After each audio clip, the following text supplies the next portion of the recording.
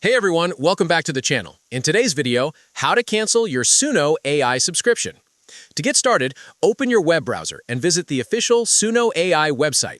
Once the page loads, click on the Login option in the top right corner and sign in using your registered email address and password. After logging in, you'll be directed to your account dashboard. From there, locate your profile icon or account menu, click on it, and select the option that says Manage Subscription. Proceed by clicking on this option, and Suno AI may ask you to confirm your choice or provide feedback before moving forward. Just follow the on-screen instructions and confirm that you want to cancel your subscription. Once the process is complete, you should see a confirmation message on the screen, and you'll also receive a confirmation email verifying that your subscription has been successfully canceled. Be sure to keep that email for your records.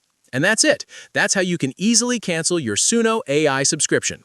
Thanks for watching, and don't forget to like, share, and subscribe for more helpful videos.